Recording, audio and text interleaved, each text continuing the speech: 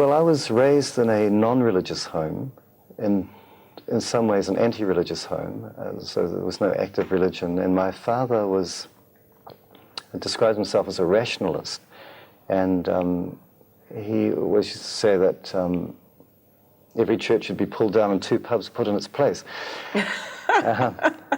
But when I reached the age of about 17 or 18 and began asking questions for myself, because spirituality was one area in which I had really never investigated or didn't really know much about, it was quite exotic to me, so I actually began looking at it. And with a number of friends, we would go to different churches each Sunday and have a look what was there.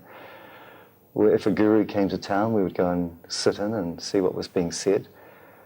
And a friend of mine became a Baha'i and shared some of the teachings with me, and I thought the teachings were sensible, and I thought they were really lovely. There was no way in the world that I would actually join a religion myself, because that would be embarrassing for me, and the whole notion of prayer was foreign to me.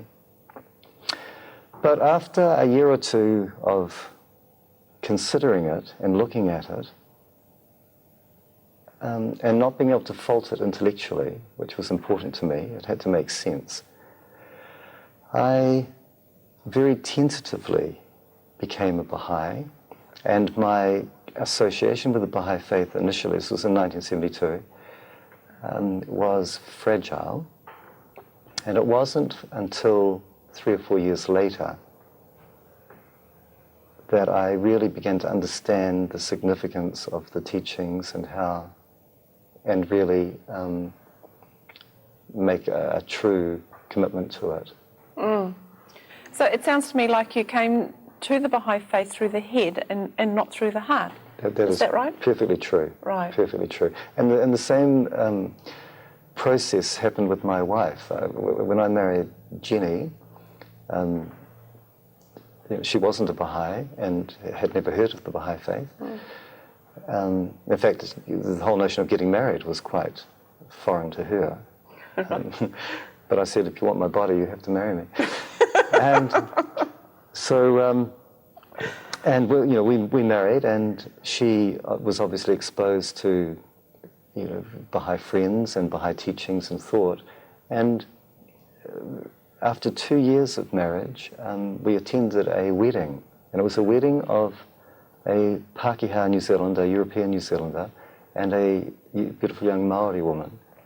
And when she saw at the Baha'i wedding the blending of the 2 races, and saw the unity of the diverse nationalities at the wedding, she could see that the principle of unity that the Baha'i faith espouses was a practical living reality, and it was that which really opened her heart, and it was through that wedding that she became a Baha'i herself.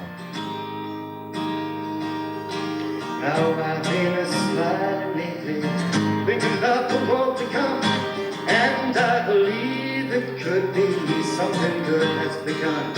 And I've been happy lately, thinking of the world as one, and I believe it could be something good has begun.